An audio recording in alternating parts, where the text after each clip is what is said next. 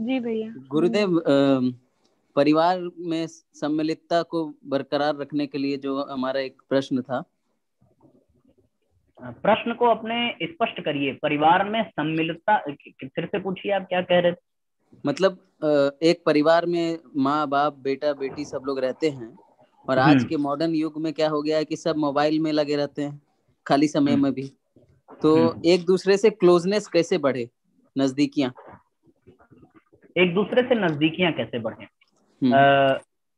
ठीक है, बड़ा अच्छा प्रश्न है। आइए सब लोग मिल करके इस पे चर्चा करें। तो यदि किसी को इस प्रश्न के संदर्भ में उत्तर देना हो तो वो अपना विचार रखें। भैया ने पूछा है कि परिवार में नजदीकियां कैसे बढ़ें, परिवार में एक दूसरे की करीबी कैसे बढ़े। लोग आज सोशल मीडिया के माध्यम से, लोग मोबाइल के माध्यम से हमेशा उसमें व्यस्त रहते हैं, एक दूसरे से दूरियां बन जाती हैं। तो ऐसा क्या किया जाए कि परिवार में एक दूसरे से लोग कनेक्ट हो सकें, अपनी बातों को साझा कर सकें, ये सारी चीजें हों। तो इस संदर्भ में जो कुछ भी बताना चाहे वो अपनी बातों को रखे शीघ्रता पूर्वक।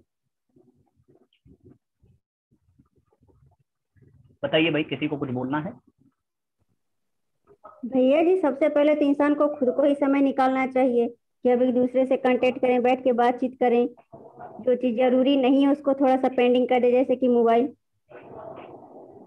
हाँ, खुद को समय निकालना चाहिए। समय तो आदमी जब चाहे, जैसे चाहे, जिस काम के लिए चाहे निकाल ही सकता है। तो लेकिन वो समय उसी काम के लिए निकालता है जिस कार्य का उसकी नजर में महत्व हो, उसी कार्य के लिए वो समय निकालता है। तो जैसे ही उसे पता चल जाए कि ये कार्य महत्वपूर्ण है तो व्यक्ति मृत्यु से भी लड़ जाता है। आप देखो, सावित्री सत्यवान के लिए मृत्यु से भी, यमराज से भी लड़ गई। तो बस इतनी सी बात है कि हम महत्व समझें। तो यदि हम महत्व समझेंगे तो निकालेंगे, पर प्रश्न ये है कि हम महत्व कैसे समझें। सब जानते हैं कि परिवार की आवश्यकता है, परिवार में सब मिलजुल करके रहें, लेकिन क्या कारण है कि लोगों की दूरियां बढ़ती जा रही हैं, उसके पीछे का रहस्य क्या है? तो इन्हीं प्रश्नों पर हम लोगों को चर्चा करने की आवश्यकता है। तो ये जो बताना चाहे वो बताए कि कौन से बिंदुओं पर प्रकाश डाला जाए जिसके कारण परिवार में लोग एक दूसरे के करीब आ सकें, एक दूसरे के साथ उठ बैठ सकें।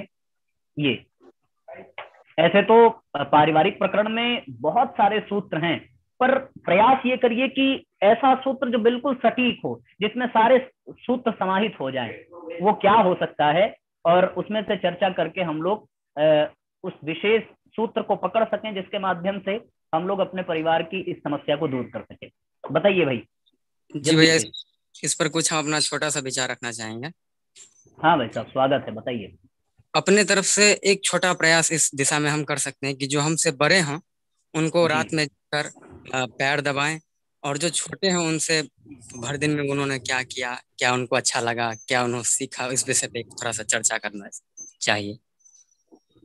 इससे अपना अगर ये प्रयास करेंगे तो जरूर कुछ न कुछ आत्मीयता जरूर बढ़ती है। बात तो सही है कि जो बड़े हैं उनका चरण स्पर्श करें, उनको दबाएं, ये सारी चीज तो आती है कि सुबह उठ करके प्रातः स्मरण करने के बाद बड़े लोगों का चरण स्पर्श, शाम को सोने से पहले उनका चरण दबाने की परंपरा, और सबके साथ मिल बैठ करके भोजन करने की परंपरा, ये सारी चीजें होनी चाहिए।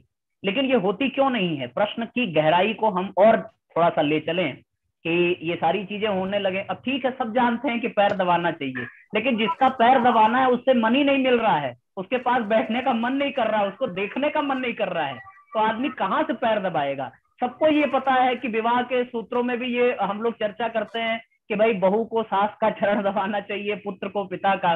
लेकिन पुत्र तो पिता को देखना नहीं चाहता, सास बहू को देखना नहीं चाहती, फिर पैर दबाने की नौबत कहाँ आती है?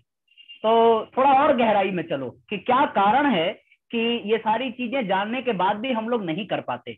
मतलब हम सब जानते हैं कि पैर छूना चाहिए, हम सब जानते हैं कि सम्मान देना चाहिए, हम सब जानते हैं कि ये सारी चीजें करनी चाहिए। हाँ, हेलो भैया जी। जी हाँ हाँ, कुछ बोले क्या? अरे बिल्कुल बोलिए, बोलने के लिए ही तो है हम लोग।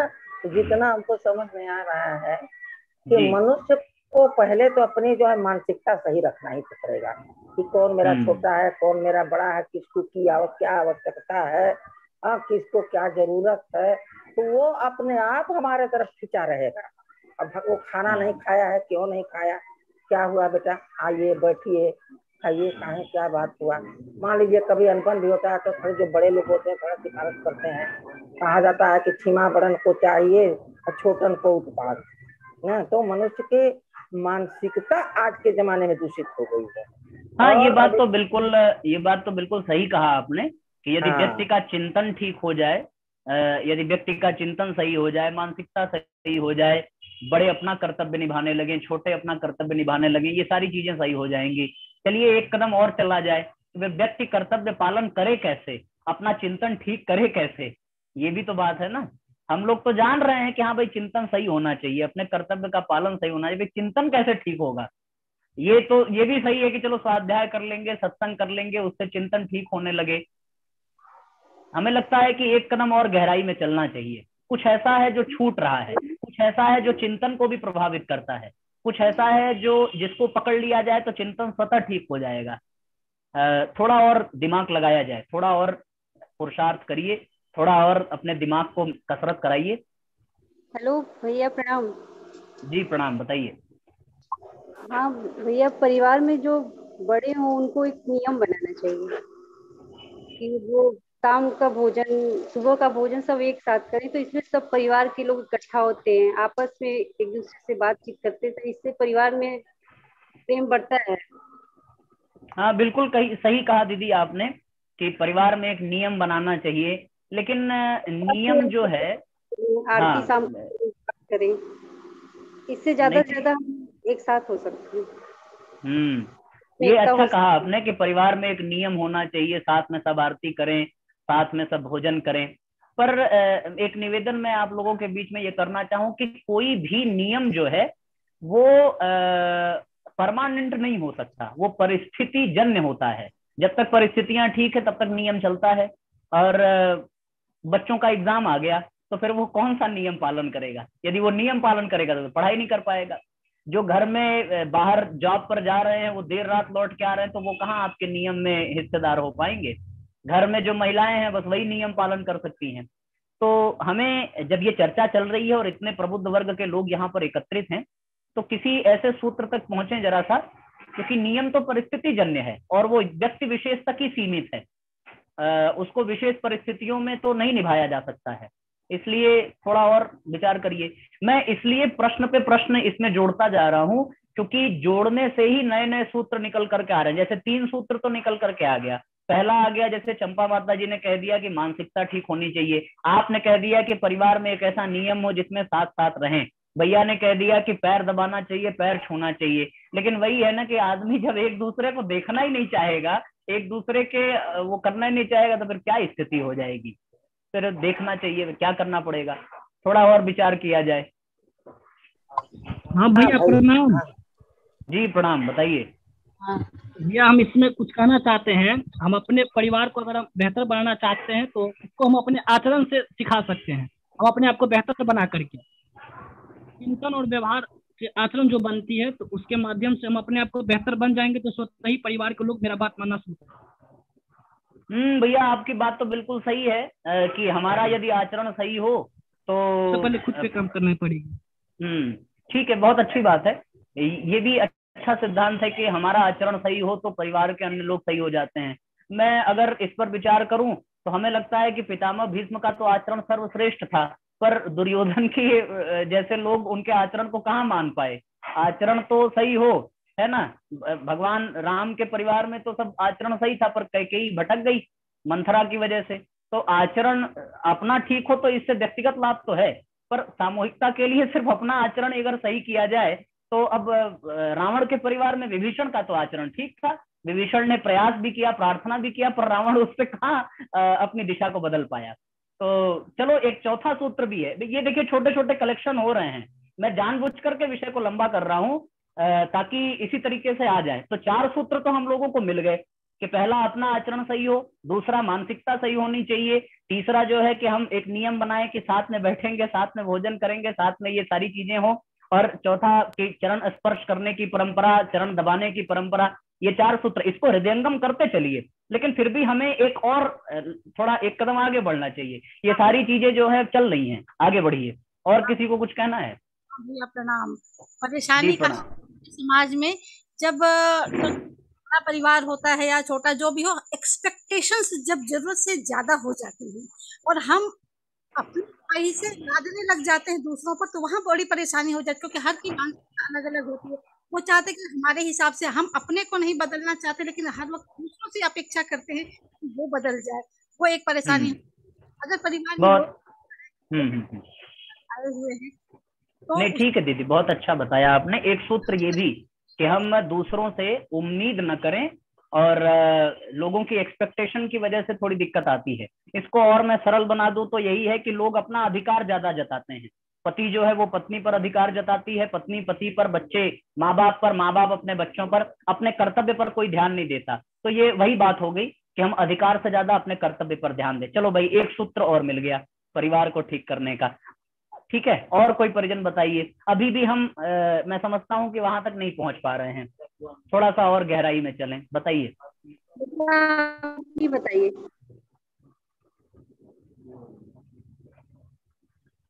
और किसी को कुछ बोलना है? जी प्रणाम भैया। हाँ भाई साहब, प्रणाम, बताएं। इसमें संस्कार संस्कार जो गढ़े हमें परिवार के अंदर है, बच्चों में और सब में, तो संस्कार से ही सब समस्या का हल होगा। संस्कार से समस्या का हल होगा। हाँ, अगर अच्छा परिवार में संस्कार अच्छे होंगे तो सारा सिस्टम है जो वो सही बैठ जाएगा, अन्यथा नहीं बैठेगा। ठीक है, ये अच्छा है, ये भी अच्छा है कि सुसंस्कारिता परिवार में होनी चाहिए, परिवार के लोग संस्कारी हों। लेकिन वही है कि बहुत परफेक्ट इस उत्तर को भी माना नहीं जाएगा, क्योंकि संस्कारी होना ये व्यक्तिगत है, इसको आप सब पर लागू नहीं कर सकते। उसका कारण मैं आपको बता दूं कि आपके परिवार में जो आपके परिवार का सदस्य है, वो सिर्फ आपके ही परिवार का सदस्य शुरू से आखिरी तक रहेगा, ये बात नहीं है। पिछले जन्म में उसका अपना एक इतिहास है, अगले जन्म में उसका अपना एक भविष्य है। तो पिछले जन्म में वो किस योनि में था, कौन से प्रारब्ध में था, कौन से कर्म से था, तो इसलिए जरूरी नहीं है कि हर जीव संस्कारी ही हो। तो कुछ ऐसा किया जाए जो संस्कार से भी ऊपर हो जाए, ये भी क्रियापरक ही है, साधनात्मक ही है। एक कदम ऊपर चलिए, मैं तो दिशा देने का प्रयास कर रहा हूँ, थोड़ा आगे बढ़ते हैं। अच्छा, हमारे सर्वेश भैया ने बताया है लिख करके कि परिवार में आत्मीयता होनी चाहिए, प्रेम होना चाहिए और त्याग होना चाहिए। है जी, बोलिए। कर्तव्य पालन, वही जो अनीता दीदी ने बताया कि कर्तव्य पालन होना ही मतलब त्याग करना हो गया, अपनी इच्छाओं का त्याग करना और अपनी सुविधाओं की बजाय अपने परिवार की ये करना। ठीक है ना, त्याग की भावना होनी चाहिए, है ना, और आत्मीयता होनी चाहिए, प्रेम होना चाहिए। ये सारे सूत्र परिवार के बंधन के लिए बहुत अच्छे हैं। तो ये सारे गुण आएंगे कहाँ से? त्याग, प्रेम, आत्मीयता किस आधार पर है? तो ये जितने गुणों की हम लोगों ने चर्चा की है वो सारे गुण हैं, है ना। चलिए ठीक है साथियों, बहुत लंबा नहीं खींचते हैं हम लोग, चर्चा करते हैं। अच्छा, और किसी को कुछ कहना तो नहीं है ना, इसको कंक्लूड किया जाए? बता दीजिए, फिर हम आगे बढ़ें। भाई साहब, आगे बढ़ा जाए?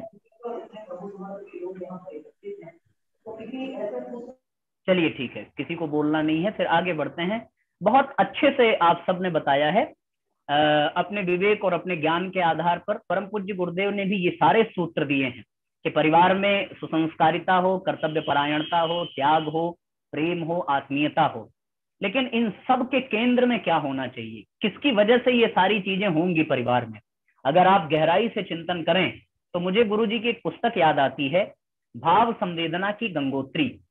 परिवार में जितना भी कष्ट है, जितनी भी परेशानी है, जितनी भी समस्या है, वो साथियों सिर्फ और सिर्फ एक ही कारण सबके केंद्र में निकल करके आता है कि आज परिवार के सदस्यों के भीतर की संवेदना, भीतर की भावना सूख गई है।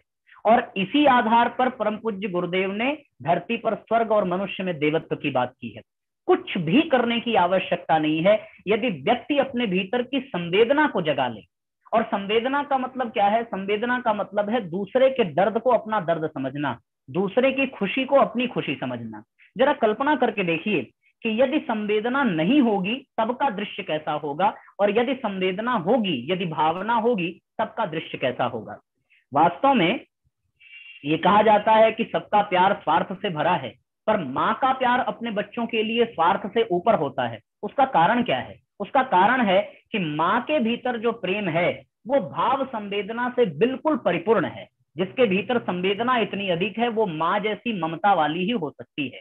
संवेदना जब साथियों जागृत होती है तो व्यक्ति देव मानव बन जाता है, वो दूसरों के भीतर के भाव को समझता है। जरा चिंतन करके देखिए, यदि व्यक्ति भाव संवेदना से भरा हो तो वृक्ष उसके लिए सुविधा के साधन नहीं, देवता बन जाते हैं। यदि वृक्ष के भीतर यदि जीव के भीतर भाव संवेदना हो तो उसके माँ बाप उसके मन मंदिर के देवता और भगवान बन जाते हैं। और वही संवेदना सूख जाए तो माँ बाप सिर्फ पैसा पैदा करने वाली मशीन बनकर के रह जाते हैं। साथियों, यदि संवेदना जागृत हो तो ये धरती हमारे लिए माँ बन जाती है, और संवेदना मर जाए तो ये धरती हमारे लिए ग्रह बन जाती है।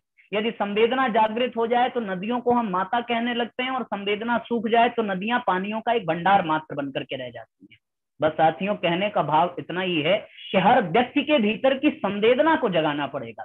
यदि वो संवेदना, आप कल्पना करके देखिए, कोई बच्चा है वो अपने पिता की बात को मरते दम तक नहीं मानता, लेकिन वही बाप जब मरने की कगार पर हो और मरते मरते अपने पुत्र को कोई आदेश दे दे तो पुत्र उसको गांठ बांध लेता है, क्योंकि मृत्यु के अंतिम क्षण में पिता की वो बात उसकी संवेदना को स्पर्श कर जाती है और फिर पुत्र उसको संकल्पबद्ध रूप से स्वीकार कर लेता है। आप सब इस बात को अनुभव करें कि इस पर और गहराई से आप खुद भी चिंतन कर सकते हैं कि पूरे के पूरे केंद्र में जो भाव है वो साथियों सिर्फ संवेदना, सिर्फ उसी का खेल है। आप कल्पना करके देखिए, एक माता अपने पुत्र को प्यार करती है पर अपने पड़ोसी के पुत्र को उतना प्यार नहीं कर पाती है। क्यों? क्योंकि उसकी संवेदना, उसकी भावना उसके अपने पुत्र से जुड़ी हुई है।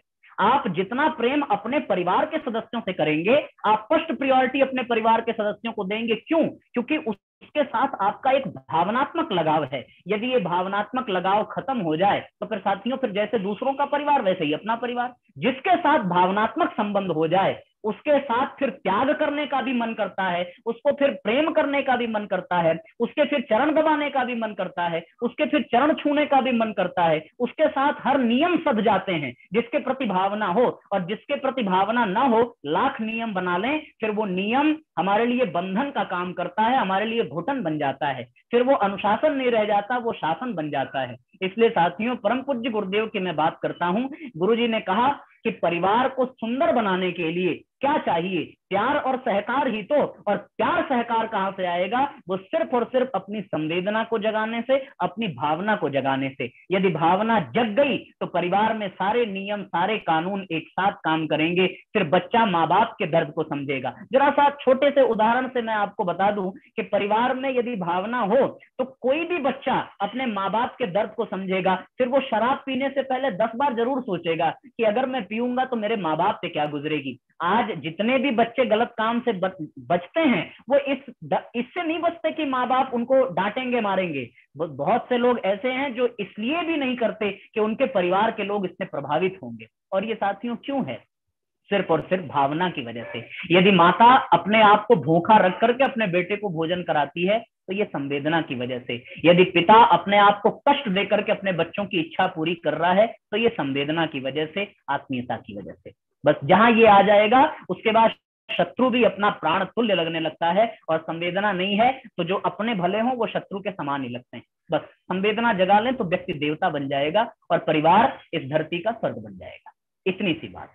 तो ठीक है साथियों, सारे सूत्र का निचोड़ इसमें मिल जाता है। संवेदना जगे तो व्यक्ति के मन में सारी चीजें बने। स्पष्ट हो गया सभी को? बताइए, आवाज आ रही है ना? जी भैया। जी भैया। फिर आप लोगों ने जो एक एक करके बताया ना वो सारी चीजें सही हैं, लेकिन वो आएंगी कहाँ से? वो तभी आएंगी जब संवेदना जगे। संवेदना जग जाएगी तो त्याग भी होगा और फिर साथ में बैठने का सारी चीजें फिर अपने आप होने लगेंगी स्वतः।